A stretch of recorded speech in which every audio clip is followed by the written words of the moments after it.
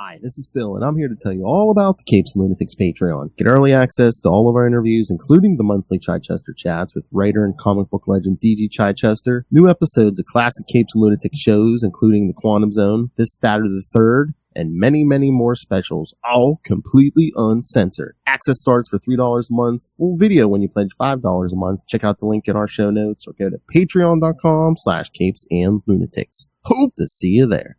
Batman, my favorite character.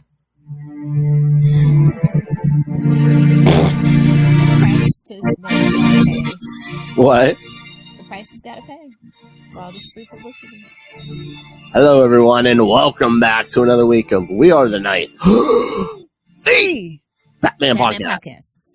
I am Phil. Joining me, as always, it is that generational menace.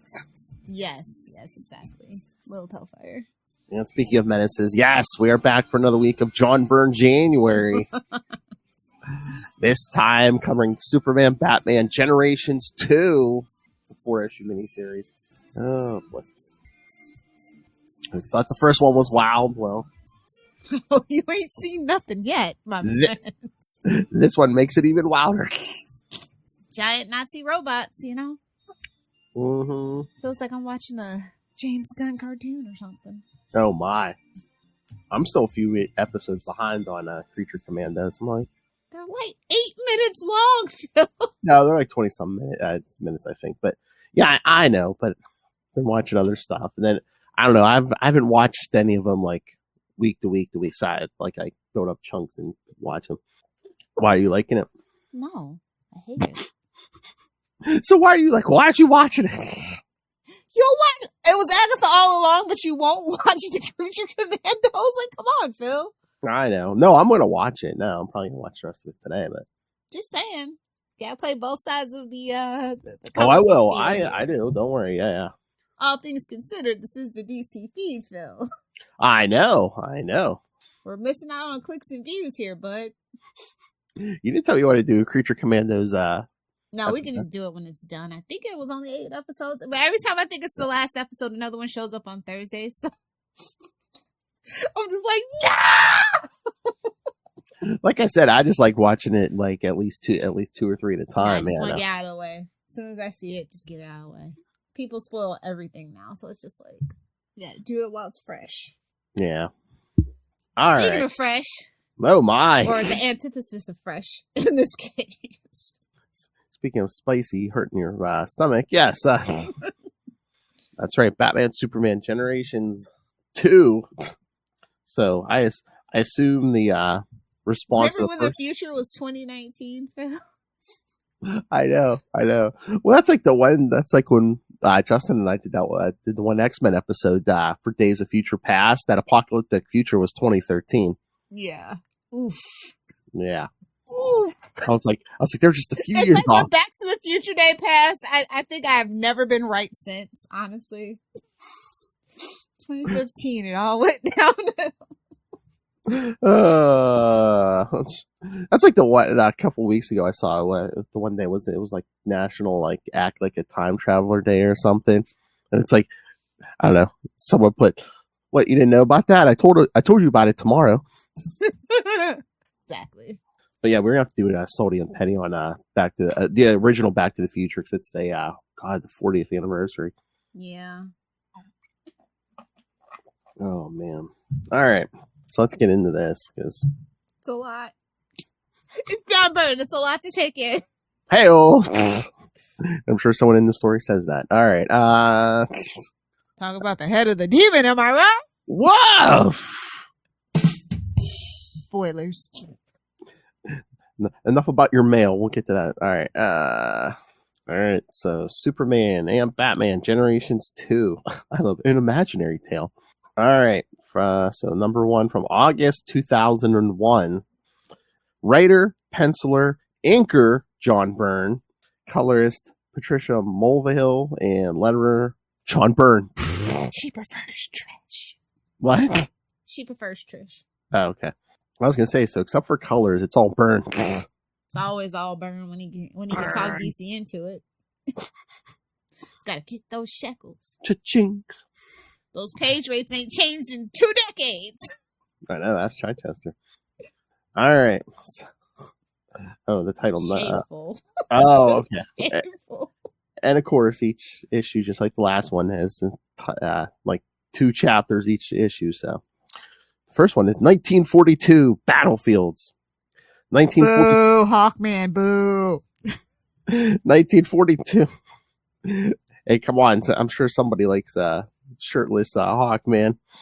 If it's Aldous Hodges, yes. Any other version, I reject. Oh well, maybe not Smallville's Hawkman. What? Maybe not Smallville's Hawkman. Well, I'll let that one slide. Oh my! But Legends of Tomorrow? No, not you. You sit down. It's 1942 in Nazi-occupied France. The Black Hawk Squadron, Hawkman, Alan Scott, Green Lantern, and the Spectre are trying to stop a giant robot tank. During the battle, Chuck of the Spectre. That's overkill right there. I know. Chuck of the Black Hawk sacrifices himself to prevent the destruction of a hospital. Superman arrives in time to pursue the leader, who reveals himself to be the Ultra Humanite. He rips off the damn machine. It's like, it's you again? I know. He exposes Superman to artificially created kryptonite radiation, confirming his belief that Superman is an alien, and escapes. On Themyscira, Wonder Woman and Hippolyta discuss Diana's decision to travel to the outside world and Hippolyta's reluctance to let her 1,000-year-old daughter go. She's just a baby, Phil. She's just a girl. I can't let you out. Be around stinky old men. Like, no. I can't let you out of the house. You're only 1,000. Got so much growing to do. Oh my. In Gotham, she's got to sow her wild oats. Oh my. An island full of women? Okay. Well, sometimes you get tired. Sometimes you don't want to be a vegetarian.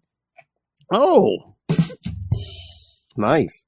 In Gotham City, Lois Lane has tracked down the plans for the giant robot tank and discovers that Lex Luthor is the mastermind. You don't say.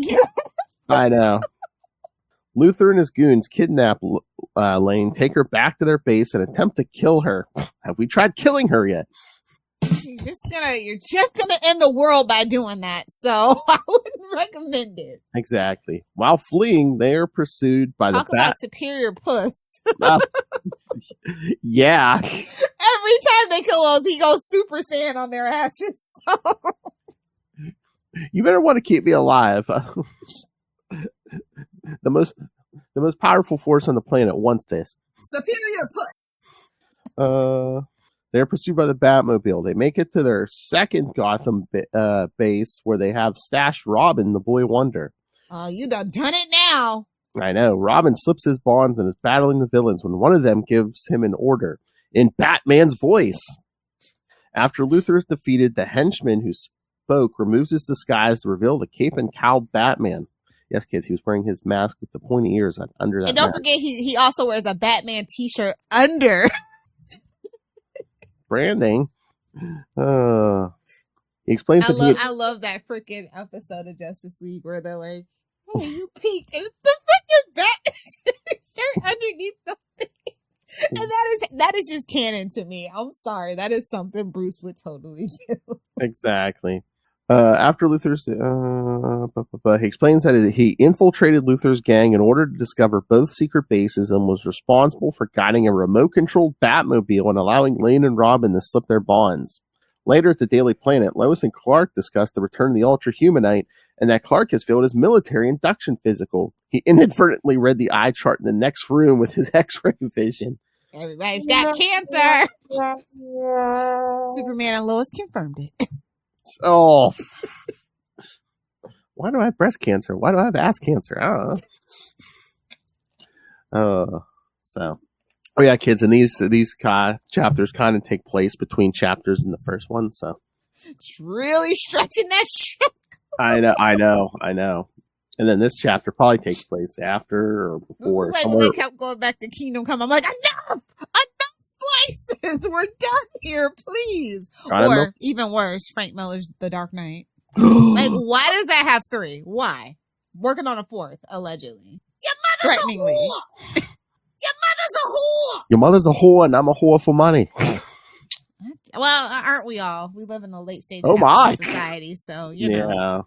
Well, if you're exchanging your time for money, hate to tell it to you, even if you're not on a poll, you're a whore for money. Oh my! You're welcome, Noel, if you're listening. She looks like she was just working up. Revolt and eat the rich. I'm just saying. High in fiber. Not high in fat, for real. Oh, well, that's true. Especially a certain someone who only eats McDonald's. Oh my. My mama, my millionaire's fatty. All right. Let's get to this next one. All right. 1953, Absent Friends. On a cold February night in the year 1953, a battered James Gordon enlists the aid of Batman. He's like, baby, with my dying breath, I came to warn you. By the way, I knew your secret identity. Exactly. How stupid do you think I had to be? To stop the head of the demon, Ra's al Ghul. So yes, kids, this is the point where Batman, abandons his whole family. Batman relays the info to other members of the Justice Society of America: Adam, Green Arrow, Alan Scott, Green Lantern, Hawkman, and Wonder Girl, a teen-aged magical projection of Diana. Boo! Burn! Your fetish is showing. Boo! Oh my! She has temporarily replaced Wonder Woman, who is in the late stages of pregnancy, on a planet. What, pregnant Wonder Woman? This whole thing just stinks, man. I'm sorry, I hate this one so much. On the planet in the Delta Vega system, Superman searches for a way to escape with the cancer treatment he came for. Unfortunately, the planet is now occupied by hostile alien invaders, and the local star is red, leaving him with no superpowers. Back on Earth, Lois Kent, who is near to giving birth to her second child, is visited by her sister Lucy and her new husband, Jimmy Olsen. Jimmy gets around. Oh my. Well, we always had a fetish for those lane girls. Yeah. In the Batcave, Alfred and Batman discuss Jim Gordon's condition. Gordon's granddaughter, Barbara, and I hate it all. and the circumstances of Gordon's escape. Superman is able to create a signal that attracts the attention of the Sector Green Lantern, Abin Sur. One of the best. Yes, who proceeds to clear the planet of invaders. Over North Korea, Wonder Girl searches for the downplane of General Steve Trevor, the husband of her magical duplicate, who was shot down in combat. She finds his horribly mangled body and flies off to Themyscira with the hopes that the purple healing ray will be able to repair him as it did over a decade before. Spoilers, it did. Oh my. Abin Sur returns Superman to Earth and introduces him to Alan Scott, Earth's resident Green Lantern, but not a member of the Green Lantern Corps. Diana, you blame him? Kind of a mess. Exactly. Diana Trevor and Lois Kent go into labor simultaneously and give birth to daughters at the same moment. Well, they say these women sync up, so that's a little extreme. I know. Abin Sur and Alan Scott. That's the ultimate bestie goal, though, I think. Oh my. Abin Sur and Alan Scott speculate on a connection between the two. Clark Kent arrives at the hospital and is introduced to his daughter Kara. Unlike her brother Joel, I thought you went out for milk and cigarettes. I did, the Delta Vega. Unlike her brother Joel, she has not been exposed to gold kryptonite and will eventually develop superpowers. Diana Trevor, meanwhile, is informed by Wonder Girl that her husband is dead. Diana is comforted by the presence of her newborn daughter, Stephanie Trevor. Yuck. Terrible. It's a terrible name. It doesn't roll off the tongue. It fights you at every step. What did you want it to be? Stevia? Something. Stephania? I don't know. I mean, they do eventually call her Stevie, but yeah. It's just like, ooh. I think that's the worst version of a male name, honestly. What, Stevie?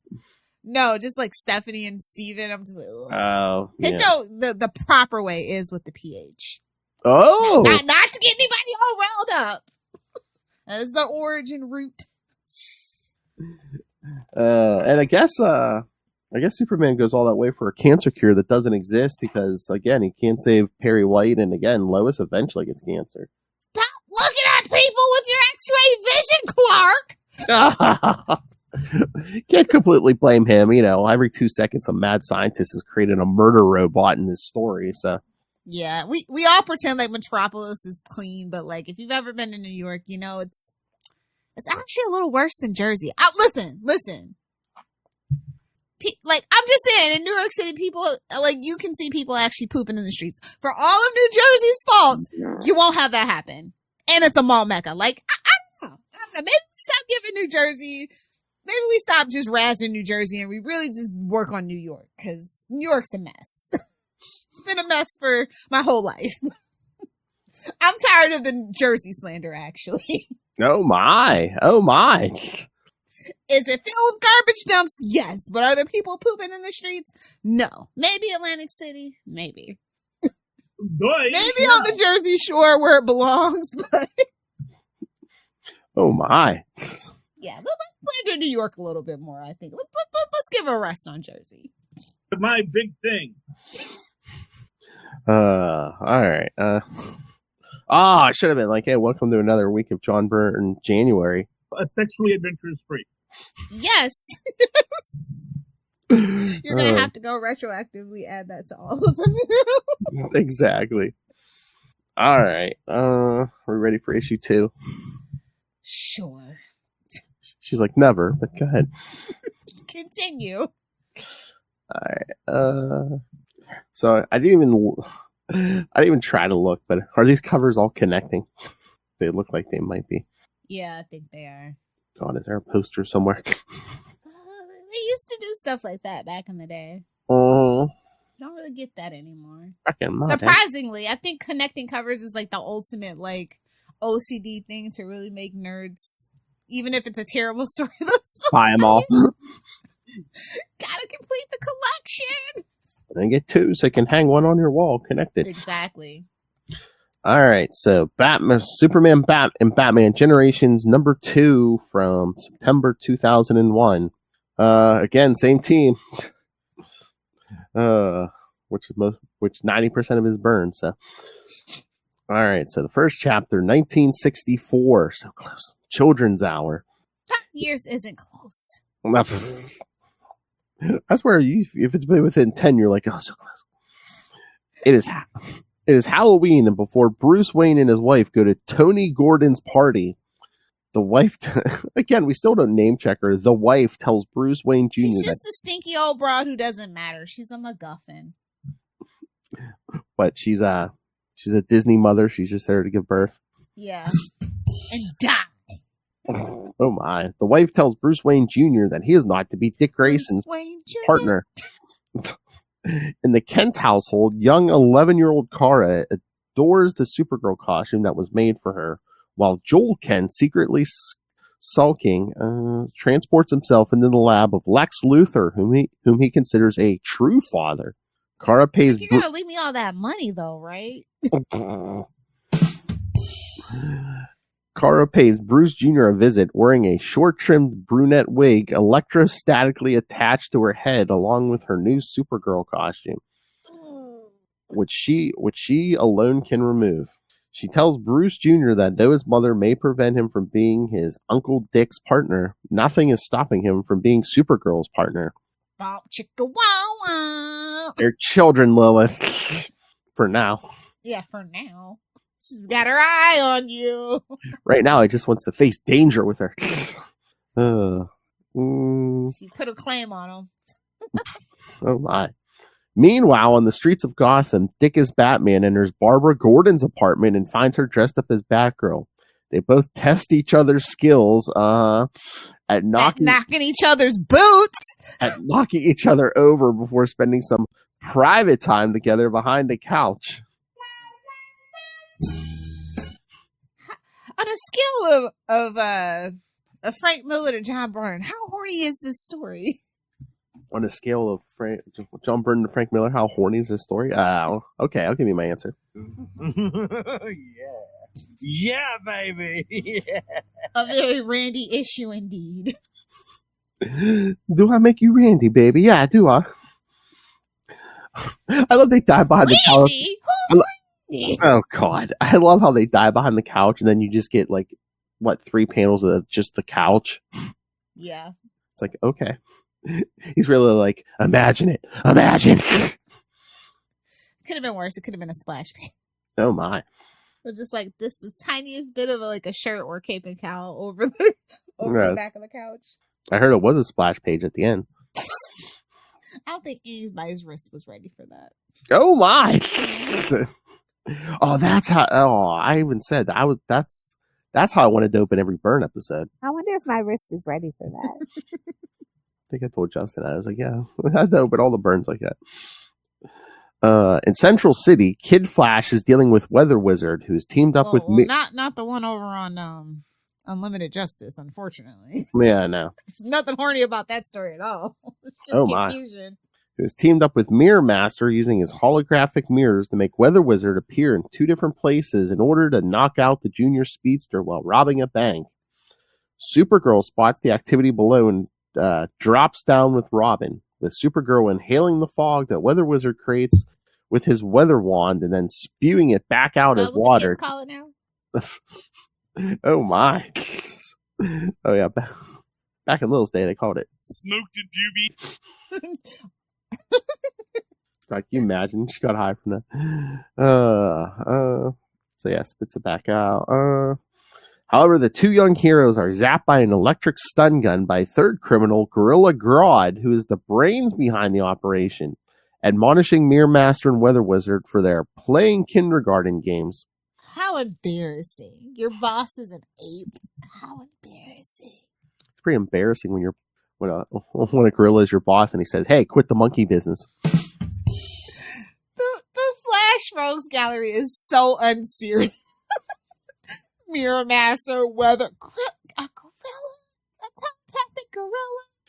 Remember when we gorilla sit like it's so ridiculous. Remember when we covered the early issues of Berries? I mean, it's just yeah.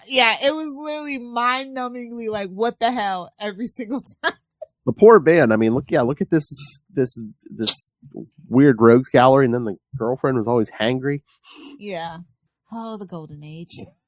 Oh my Lord! I'm surprised they didn't do an Iris. I'm surprised they didn't do an Iris Snickers commercial. Jeez. Don't give them ideas. We all pretend like Iris doesn't exist and they can't hurt her. My God. Diane, that is so weird anymore. It's like, I don't think her and Barry still aren't married, but meanwhile, Wally and Linda are married, still have kids. So. Confirmed bachelor? I don't know. Never. No, I never got those vibes. Oh, no. Bruce, on the other hand. Oh, my. Let's just say Barry Allen in his very straight bow tie. Diana Trevor gets a phone call from Barry Allen, who is trying to find out where Wally West is.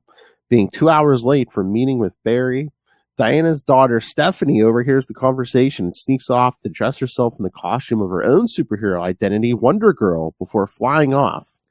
It's like, oh, goodbye, Magic Double. Yeah, we don't need you anymore, so just cease to exist. She has a daughter now.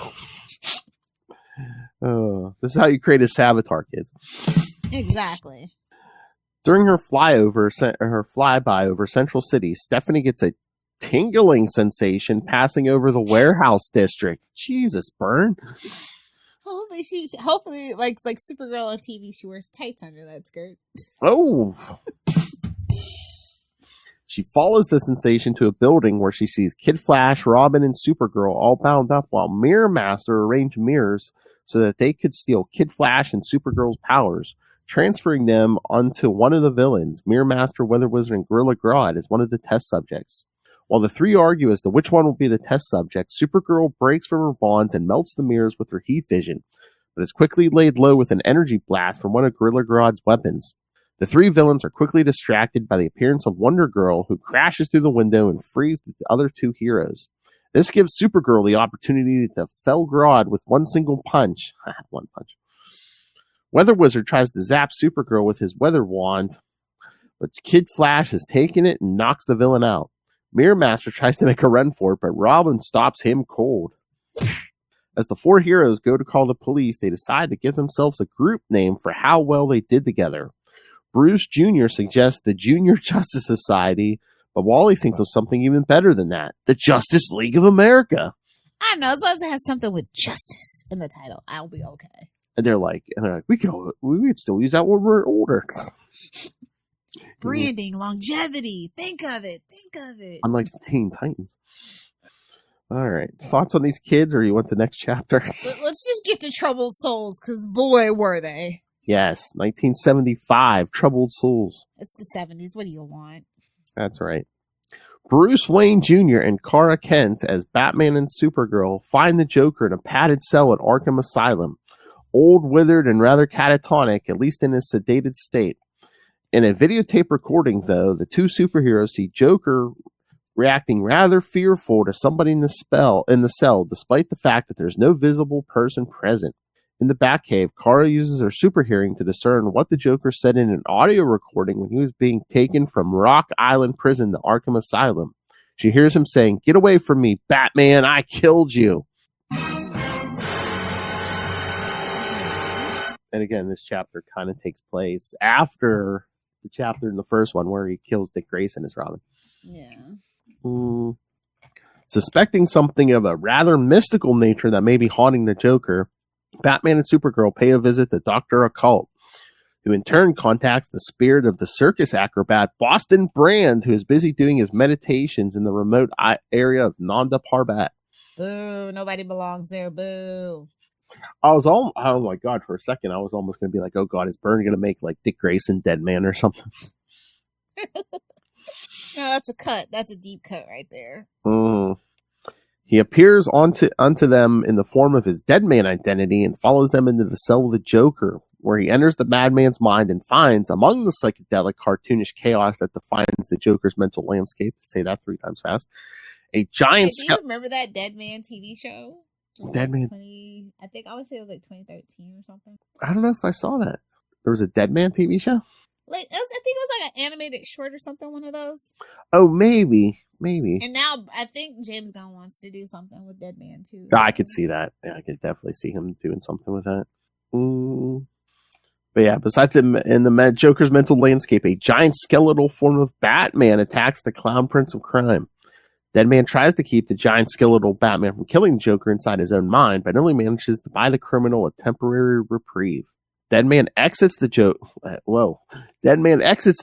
to let the two Bruce Waynes know that it's the ghost of Dick Grayson, the Batman that Joker had killed, who's haunting him. And Bruce turns to the only one who can stop Dick from getting his revenge, the ghost of his faithful butler, Alfred Pennyworth. So we have the ghost of Alfred and Dick in this. Soon as Dick's ghost batters away at the Joker's form inside the villain's mind, Alfred shows up to reason with Dick, telling him that he wasn't trained to be a killer and that the Joker is too old and frail to be a danger to anyone. Dick realizes that he must let the Joker meet his eventual end in death as he embraces Alfred and joins him in peaceful rest in eternity. In the final battle in the Joker's mind, taking its toll on the villain's fading health, the Joker makes a request for the Batman to reveal who he was under the mask so he could die a happy man. Batman tells the Joker that because of all the suffering he's caused over the years, as a murderer, he's the last man the Dark Knight would ever want to see die happy, and denies the request. So, basically told him, our whole family can suck it. At the grave sites of Richard Grayson and Bruce Wayne Sr.'s parents, Bruce Jr. and Kara sense that Dick is now resting in peace, and Bruce Sr. senses that Alfred is now gone to a place from where there would be no return. All right, kids. Thought you had a happy ending, but meanwhile, test pilot Hal Jordan makes his final testing job for Ferris Aircraft and decides to accept an offer from a man named McMurtry to become a congressman. Oh, yeah. Well, in today's... I'm not saying he's Matt Gaetz or anything. I'm just saying it'll fit in. I was going to say, yeah, in today's politics, that makes sense. Any thoughts? I mean, I still don't quite get it. No, like, why? I feel like he was trying to make his own, like, kind of like Kingdom Come, but I just don't feel like it's on par with that. I mean, the first one, it seemed like he wanted to take a bunch of like golden and silver age stuff and make it work with like modern stuff. But now it's just like, oh yeah, here's Batman's great grandkid, and here's Superman. Which, and I don't feel like Generations really work. I feel like a lot of people don't even talk about Generations. Yeah, I mean, a lot of people don't. Yeah, I don't know. It really didn't seem to take off like Kingdom Come and stuff did. Yeah, that's what I mean. I feel like he was just really trying to make his like magnum opus, his stamp on it, and everything's just a little too weird. I think for it to be like a staple. Like, I don't mind it. It's just like some of the choices he makes kind of raises your eyebrow. You're just like, oh, Byrne, you and your fetishes. Yeah, you just keep them out of a book one time, bud. Just one time. He's like, never. I like the art, though. I think the art is the best thing about this book. But yeah, just I feel like he was just really. I think the editor should have reined him in a little bit more. Yeah, and again, it's like I think like if you don't have like a good working knowledge of like the history of Batman, Superman, you might be a little lost and confused. Yeah, it's a little niche. It might be a little much for you. Yeah. Whereas, yeah, like I think Kingdom Come is literally like the gold standard for any Elseworld tale. Because you can just you cannot have any knowledge and just read that and still have it hit and impact you in such a meaningful way. And the art, obviously, Alex Ross, stunning. Oh yeah, Mark Waid, Alex Ross, yeah, like that's a combo you can't beat. No, meanwhile, Byrne's like, I'm doing it all myself. I think he could have. I think if he hadn't done it all himself, he would have had a little more time to maybe think about things. Like, I would say it's really cool when you can write and draw, but sometimes you do need another creative partner to bounce off of and maybe give you like other options that you wouldn't have thought of, which we hear all the time when we interview the writers, talk about how great their artist is. Like, they did more than they, what they thought were what they were thinking and gave them another like pass at it. Well, I mean, that's a good point. I mean, yeah, maybe some of Byrne's stuff so crazy because half the time he does like most of the creative stuff himself. Yeah, and like I said, when you get to I feel like when you get to a certain point at the big two specifically, like your editor's there just for shits and giggles. Like, they're not really editing you, I don't think. Because you're the name, you're the talent. That's what like you're gonna pick. It's John Byrne. You're gonna pick it up. You know what I mean? Yeah. Especially it's like, ooh, pretty art. Exactly. Art can save a book. We say it all the time. Oh yeah. Take from a D to a C. Whoa. All right. Let's do number 3 here. Why are there 4 of them? Oh my god! Wait till the next one. It's so big we got to take it in 2 episodes. Hey-o. Just the way Phil likes it. Hey. Oh, did you want to do all 12 at once? Okay. No, not at all. I don't even think I think we should split it again. Oh god. As much as she may joke, your little Hellfire ain't taking 12 at once. All right. Superman. Don't work on that black and orange site. Whoa! What? No, thank you. Oh, it's like I remember pornography. Oh, yeah. Jeez.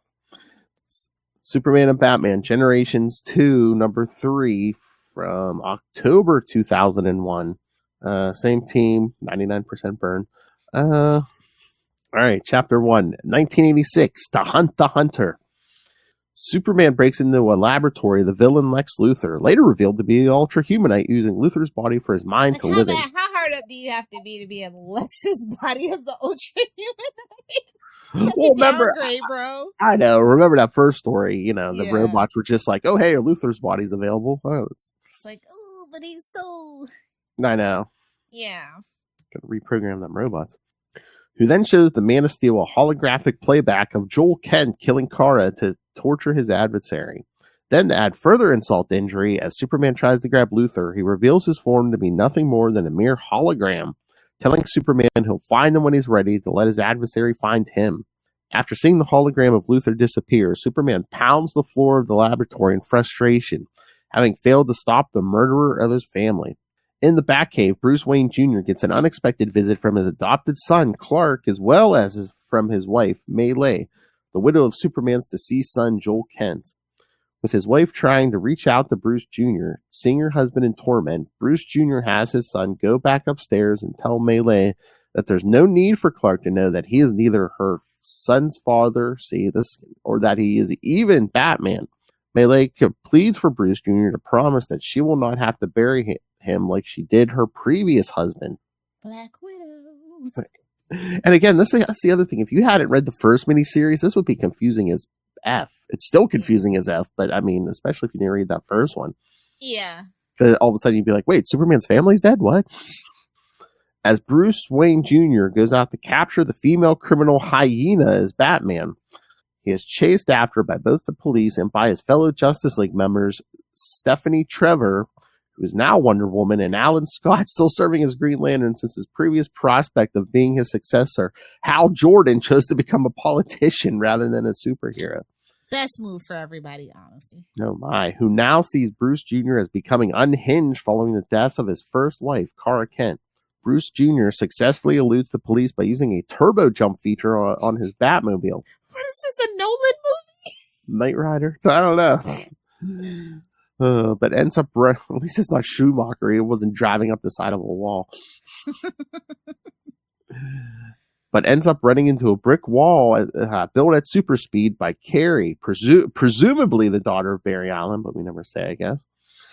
Who prefers to be too busy doing other things to make that concrete, Phil. Oh my. Get it? Wall, concrete. Okay. I'll hear myself. Who prefers to be called the Flash. Bruce Jr. takes down Carrie by projecting a false image of himself while knocking her out from behind. Gave her the old donkey punch. Trying to donkey punch now, bitch. No sooner after Bruce Jr. busts Should we up. put that on the bingo card for reading a John Brown? I feel like that happens a lot. Yeah. Woman goes evil and dresses in leather. Check. We get the I mean a donkey punch. Specific. Well, I'm going through them all. Yeah, the donkey punch. So gotta have the right hook. Someone doing it behind a piece of furniture. Check. Setting up a future romance between children. Check. I didn't say arranged marriage, but no sooner is after Bruce Jr. busts up the Hyena and her henchmen does Alan capture him in a green energy cage, which doesn't hold for long when Bruce Jr. covers Alan in a thick spray of wood chippings. Wood nullifying his ring's power and allowing Batman to slap him away. Then Stephanie shows up, carrying the fallen Carrie with her and demanding Bruce Jr. surrender. Bruce Jr. throws a smoke cloud to blind Stephanie with, then handcuffs her wrists together in order for her to fight him with ordinary human strength. Because again, bound by a man. As Stephanie holds her own against Bruce Jr., she tries to reason with him that she understands the pain he felt losing Kara due to the psychic link she shared with Kara. Still full of rage, Bruce Jr. turns his attention toward fighting a weakened Alan until Carrie tells him to stop because he's killing Alan, who's already using his power ring to keep himself healthy and active at the cost of his mind and body. Seeing what he's become due to the rage he's kept inside and now has unleashed on even his allies, Bruce Jr. rushes home and collapses in the arms of his wife, confessing that he doesn't even know what he is anymore. You're a Wayne! Exactly. All right. Now, 1997, Turning Point. Finally. Oh my. What do you mean finally? The 90s, finally. I know. Bruce Wayne Jr. is ready to prepared to hand over the mantle of Batman to his adopted son Clark, who was serving as his partner Robin, as he is about to leave Gotham City in order to find his father's killer. Meanwhile, he's just no, he's fine. He's just been ignoring his family. However, Clark has a surprise of his own for Bruce Jr., a new identity that he has chosen for himself called Nightwing with a K. And a dash. Exactly. Nightwing, as well as a new costume. While Bruce Jr. likes both the name and the costume, he can only wonder why Clark would reject taking the Batman. I know. Dad? See the maniac you were 10 years ago? Clark answers that he knew from his adopted father's private conversations with his mother that only a true-blooded Wayne could ever become a Batman. Despite knowing he was only an adopted son, Clark still tells Bruce Jr. that he was the best father he could ever wish for. Sure, Jan. In the White House in Washington, D.C., President Barbara Gordon is keeping both She Alan... made it from senator to president. Let's give her a round of applause. Yay.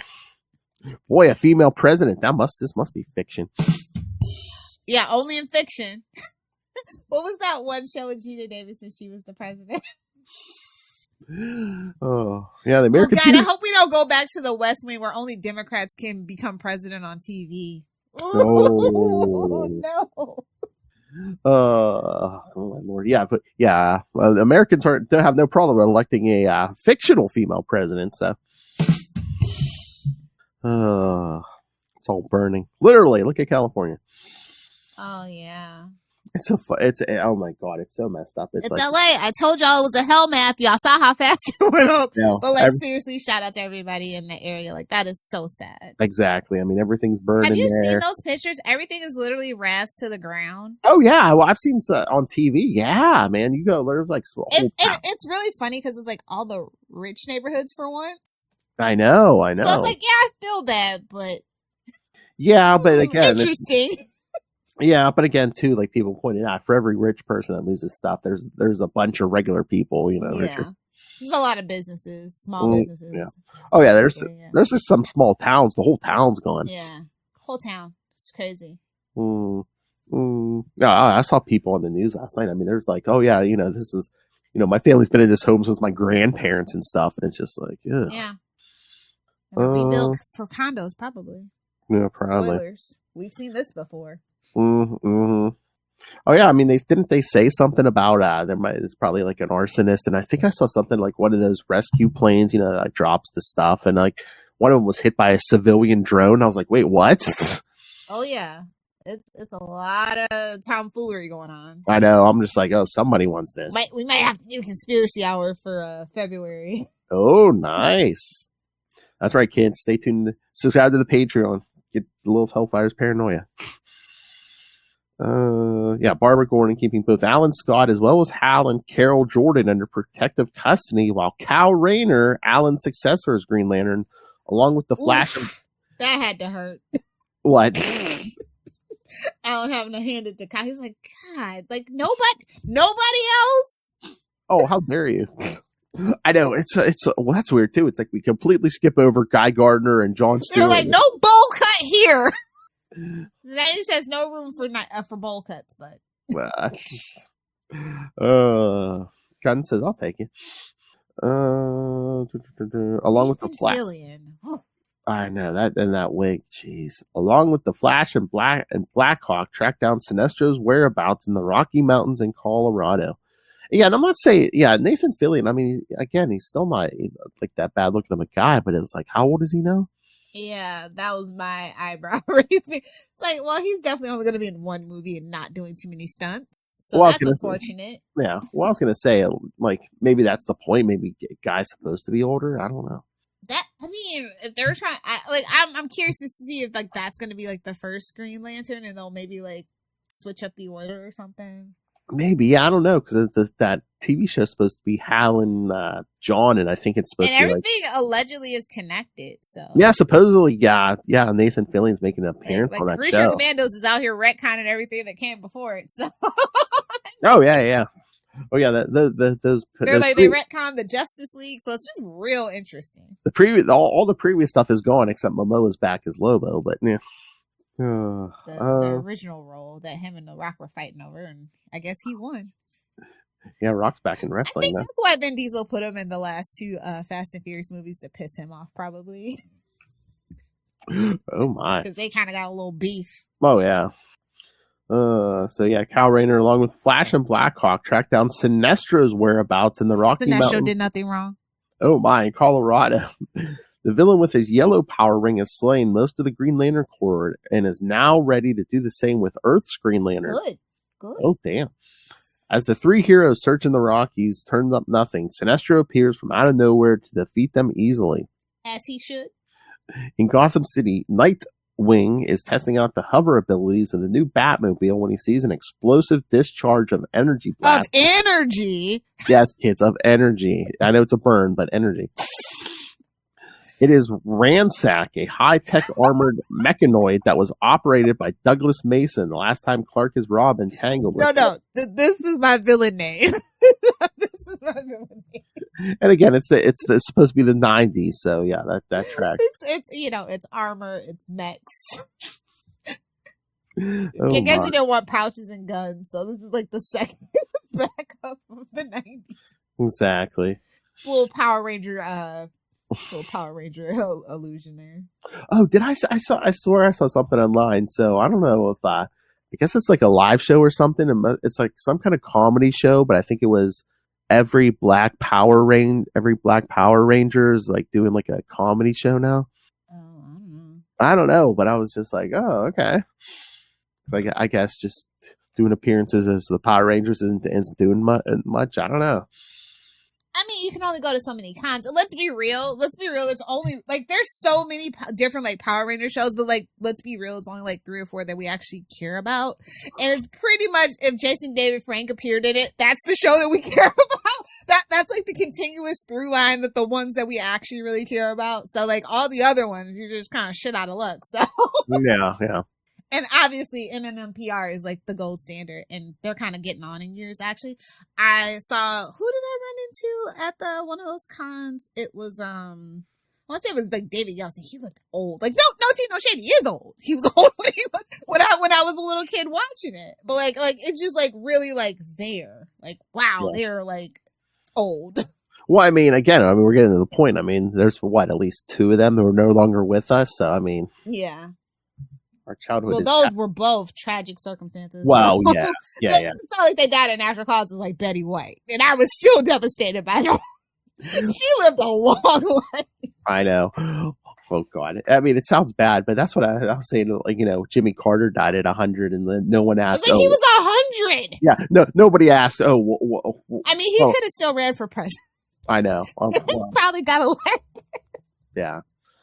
I was just like, no one, when you're 100, no one asks, oh, what killed him? Time killed him. Oxygen? Everything. Gravity. That funeral was something else too, though. I was just like, what? Well, you know what? You know what he gave? If nothing else, you know what he gave us? The flags will be flying half-mast on election day, or inauguration day.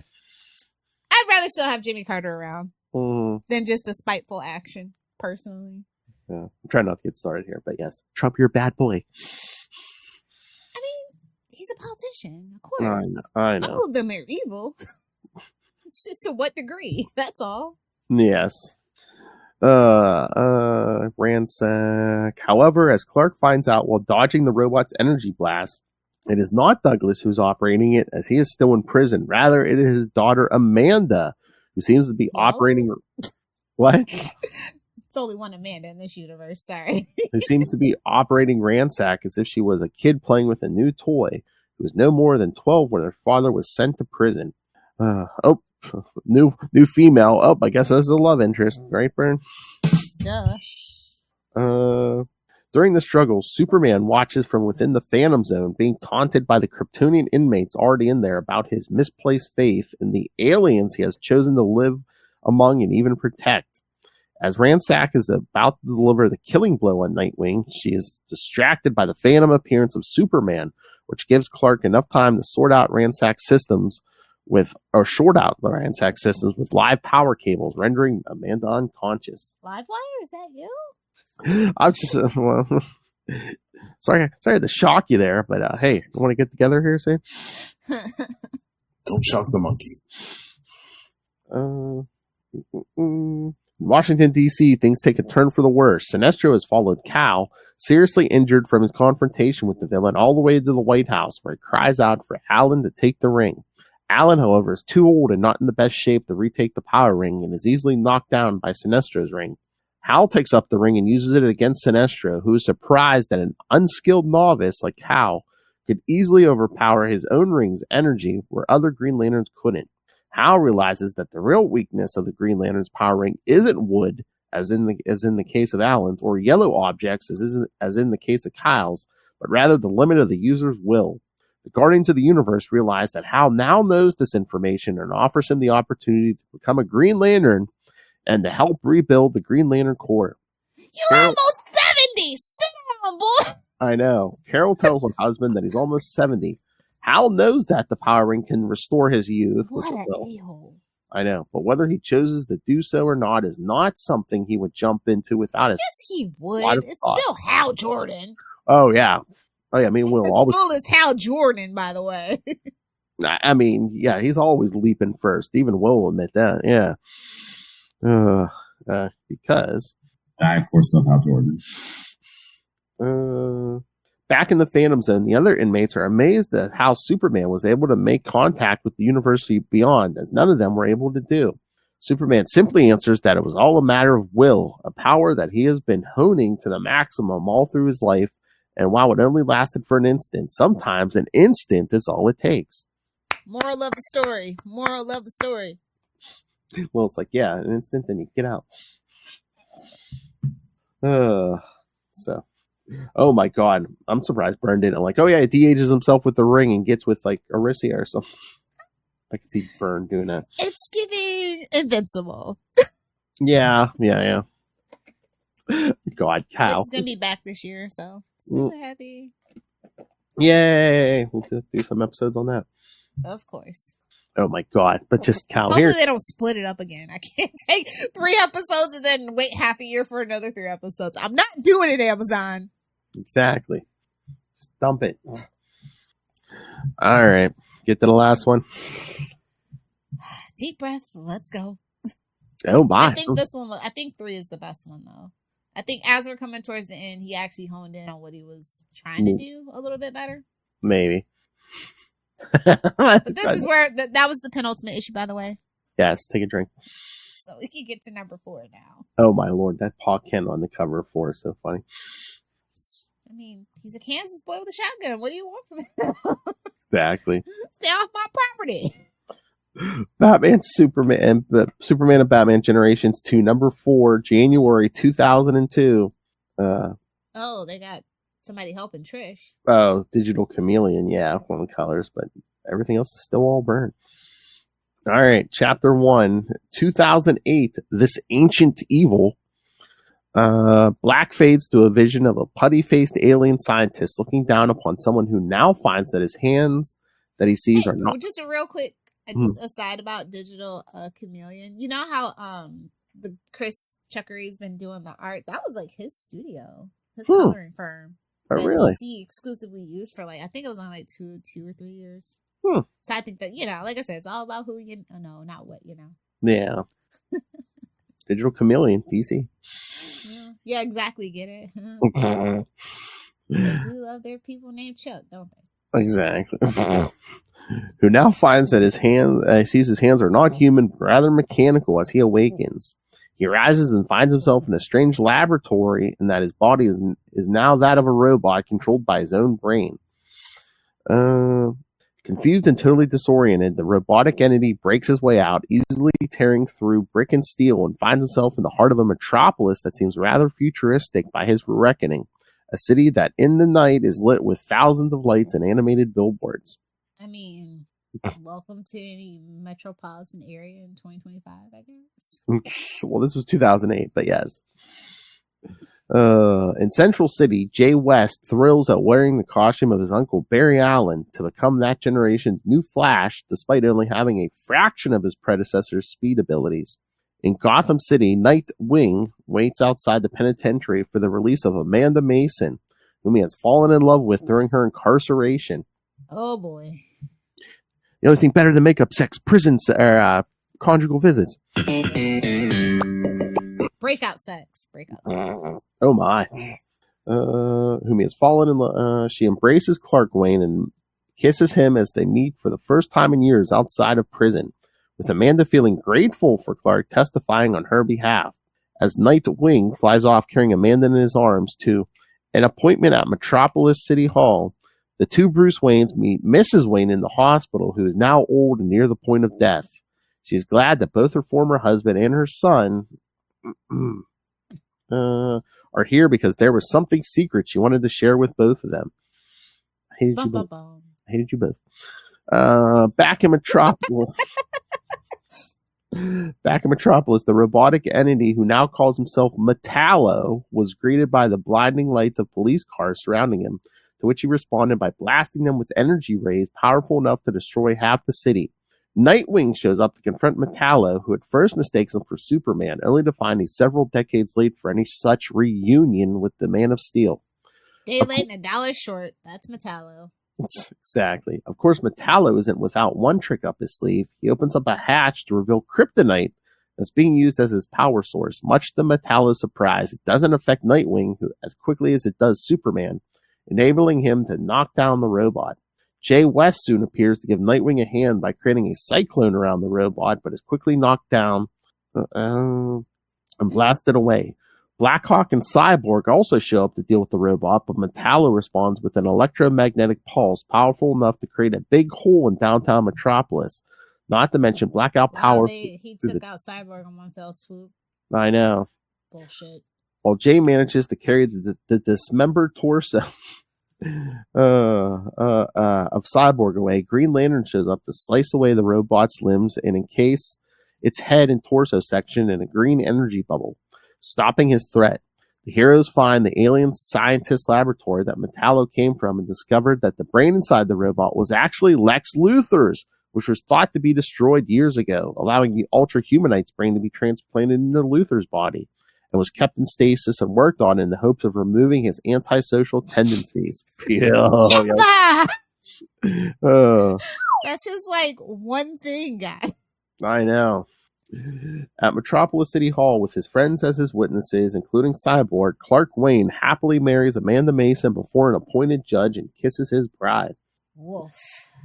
All right.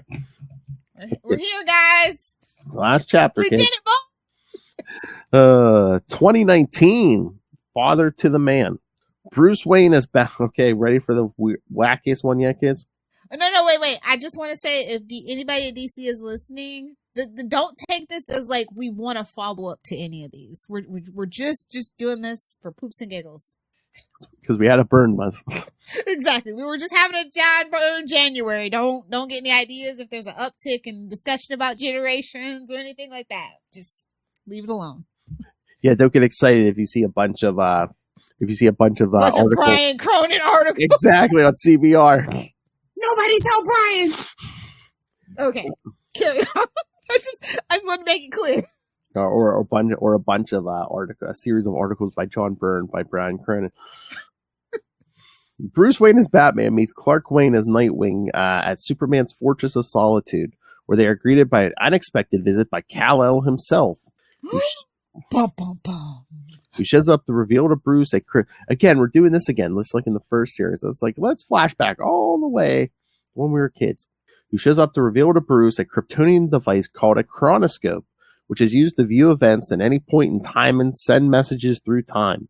Just recently, Clark picked up a signal from the chronoscope that came from 99 years ago, a message that was being sent forward in time by Kal-El's adopted father, Jonathan Kent, which was meant for Bruce Wayne to hear.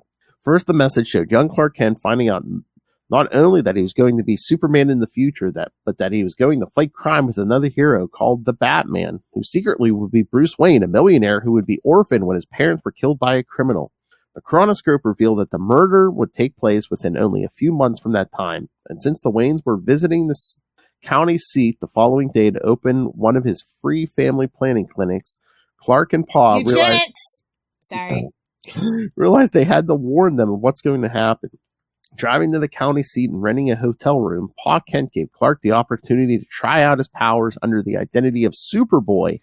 We're bringing it full circle, boys! In order to find the Waynes within 3 hours before they reached town in order to warn them. And again, it's just like with the first one, Byrne, when he rebooted Superman, wanted nothing to do with Superboy. Now we're ending each series with Superboy. Bro, Superboy is the thing that literally broke the universe in the first place after the reboot. So I have beef with Superboy, but it's like a love-hate relationship. Yeah. As Superboy was flying around town, eventually attracting the attention of onlookers, seeing a boy flying in the sky, his vision and hearing powers picked up the vehicle in which the Waynes were riding in. Suddenly, though, he also saw a big monster truck that opened up its back section like a clam and latched onto the Wayne's vehicle with cables, dragging it into the back of the truck. As the back section closed up, the chauffeur was gassed by a henchman who called the Waynes to get out of the vehicle before they got gassed. Superboy broke into the back of the truck and knocked out the henchman, but was soon zapped by an electrical weapon that the villain called the Ultra Humanite had used on him. He told his men to dump the chauffeur, the Waynes, and Superboy on the side of the road while they take young Bruce Wayne with them to hold for ransom. Superboy woke up and tried to follow the truck as it sprouted wings and flew like an airplane, but lost them when thick black smoke poured from its rear.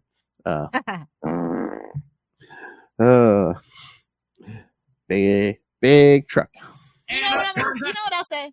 I think Superboy is one of the coolest Superman family like members you can cosplay as. I think that's like the coolest costume. Oh, yeah. I will give him that. No, nothing like a nice leather jacket. Oh, that's Superboy, yeah. Yeah. The one I actually really, really hate. Oh, my. That is actually the version that just tears me up, bro. As Bruce was taken to the Ultra Humanite's hideout and placed in a dark room, bound and gagged, Superboy somehow picked up the scent of the truck's gasoline trail and followed it to the hideout, where he was given a more powerful jolt of electricity from the Ultra Humanite. As the villain's henchmen encouraged him to use the weapon's full power to kill Superboy, another costume hero entered to take down the criminals, who calls himself the Flying Fox. I'm like, was that ever from like Gold or Silver Age? I'm just like, I know, I was scratching my head about that. I know we had versions where, Bruce was Robin first, but I was like, Flying Fox? This is Flying Fox. As Superboy recovered, he scanned the hero with his X-ray vision and found out it was Bruce Wayne in disguise. Like, really? you're gonna He's a cheater. Invade my privacy like that? He's a cheater. Yeah, he found out he was Bruce Wayne. He gave Flying Fox a hand in knocking out the Ultra Humanite's henchman. But just as the villain was about to use his electrical weapon to kill both heroes, Jonathan Kent burst in and destroyed its power pack with his shotgun, causing the villain to lose mobility in his legs.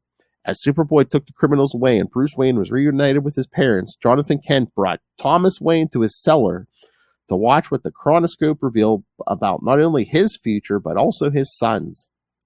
A few months later, as Jonathan's message comes to a close, he found out in the local newspaper that both Thomas and Martha Wayne were killed just as the chronoscope revealed what happened. Wondering what went wrong, Jonathan used the chronoscope to look into the last hours of the Wayne parents' lives and find out that instead of averting the fate they were warned of, they chose to allow their fate to unfold. This revelation that Bruce's parents actively chose to accept their fate so that their son could become Batman was almost too much for Bruce Wayne to bear. Later on, as Bruce, Clark, and Kal-El meet at the gravesite of Thomas and Martha Wayne, Bruce realized that, as painful as it was to both experience the trauma of losing his parents and now knowing his parents chose for him this particular fate, his decision ended up working for the better, as his becoming Batman would touch the lives of Dick, Bruce Jr., Barbara, Clark, and countless others. So his parents chose. Womp, womp. His parents chose to die so he could eternally flog himself with their death. They're like, this kid grows up to be a dork. Let's get out of here. Oh, damn. And I love Thomas Wayne. Oh, don't worry about us. I told Alfred to take care of him. That's his real son anyway. Oh. Can't change my mind. I told him he'd have to stop having those butler parties you're always attending, Martha. Why are all these keys in a bowl? Oh! He says you know. He says, you know where the feather duster's at? You don't want to know where that feather duster's been. Oh, so thoughts on the... It's interesting looking into his mind. John Byrne's just very fascinating when you try to break it down. Oh yeah, this story especially, but other stories he's written even for Marvel too. I think he loves showing off. He's like, look, I know the history of all that. I know all the history of all these characters. Is the history anybody cares about? No. I know the Silver Age stuff, which they retroactively wiped from Silver Age is so clunky now because there's a pre and a post version of it. Mm-hmm. We've been chasing our tails since that whole thing, and it just shows. But he tried. I like the art. I like some of the ideas. Like the Wonder Woman stuff was kind of a little too kooky, and that's where it kind of falls apart for me. Like the projection thing, and just like, ugh. Just let somebody be happy, bro. Like nobody can be happy in a John Byrne story. Well, especially a woman. Well, that's just comics, my friend. That's true. Yeah. That's just life. That's just art imitating life. I mean, I'm surprised Nightwing kind of got a happy ending because I'm just like, it almost seemed like through the first one and this one, it's like, well, you know what, we're gonna let Batman and Superman live forever, have their adventures, and just F everyone else. Yeah, that's what left a really bad taste in my mouth about the first one. I'm just like, really? That's what we're doing? I know that first one, it's just like, yeah, we're going to kill off his whole family, and then if he waits 700 years, he gets to be with Lana. Oof. Just oof. And Bruce Wayne. We don't have time for new stuff, though, Phil. Sorry. I know. That's okay. Maybe we can do a mega recap at the beginning of February. Yes, maybe next time. John Byrne, January. We're gonna do everything that happened in the Batman universe. Yeah, and again, the next 2 episodes for the rest of April, whereas six issues each of Byrne. So yeah, they're gonna be packed. But yeah. So yeah, Lilith. Yes, you're doing every episode in January, but you know what that means? There's gonna be 2 Justin episodes of Azrael in February, so you only have 2 February episodes to do. So yeah. Stay tuned, kids, because I picked 2 Batgirl episodes for us to do. Oh, okay. Some Batgirl stuff. Yes. All right. So again, let that sink in and get ready for even more John Byrne January craziness. Yes, Superman, Batman Generations 3. They made a third one. And I believe time travel shenanigans are involved, like duh, it's changing timelines and stuff. So yes. So. All right, so send us your thoughts on all the Byrne. Feel the Byrne. CapesandLunatics at gmail.com or call the voicemail 614-382-2737. That's 614-38-CAPES. And find pretty much every podcast we've ever done at CapesLunatics.wordpress.com, CapesLunatics.wordpress.com. Help support us. Buy the merch on TeePublic and Spring websites. And also, just rain random money on us through the Cash App link, or gentle suggestion. Lilith will rampage through your house like a Byrne robot. Make it rain. And of course, if you want something for your money, subscribe to the Patreon for exclusive uncensored content every month. And again, you can request, if you are a patron, you can request we talk about anything. It doesn't have to be comics. Again, be like Justin, send in a bunch of suggestions, or be like Ray, and we can shame you into sending requests. So, all right, so be like Ray, put down your deck and send in suggestions. Also, yeah, for sure. Yeah. All right, so subscribe to the Patreon, patreon.com/CapesandLunatics. All right, so Lilith, what do you want to promote? Blue Sky? If you're on Blue Sky, follow me. I might eventually make I don't know, what do they call it? A twat? Whoa! A post, I guess. I don't know. I forget what Blue Sky calls it. Oh my. I didn't think it was that. But yes, you can catch Love on Blue Sky, me on Blue Sky, Capes Lunatics Podcast Network on Blue Sky, Will Allred's on Blue Sky, so follow us on. Skeets, yes, that's the one. They call it Skeets. Where did you get swat? I mean, I'm so used to being on X. That's just what I call it now. Oh yeah, somebody twatted this. Oh. Either do the 6 or do the 9. See, that's the clone somebody should have made. Twatter. Whoa. That's a mouthful. Oh, jeez. Hose me down. 2025, kids. Spread it. Time marches on. Somebody's muffin's getting buttered. That ain't my business. All right, kids. Thank you for joining us. Again, next time, come back for part 1 of Superman Batman Generations 3. Too many numbers. That's again. You're the next 2 episodes. You're gonna be getting 6 and 6. Hello. Oh my! I said 6. What? You have a problem with 6? No. Where's the 9? What? Where's the 9? Ah. Hey, remember the Sidebone episode? What? You don't like sex? She confused 6 and sex. Sweep together. Sweep. Looking with a broom. Oh, all right, kids, and yes, stay tuned for Sony and Petty will be back. Unlimited Justice. Got something cooking for 75. So, all right, so come back next time. Remember, join us same bat time, Same bat channel. We're the night. The Batman Podcast. Remember, do you know where your kids are, or do you In care? the future, in the past, who Do you cares? care? That's a Byrne story.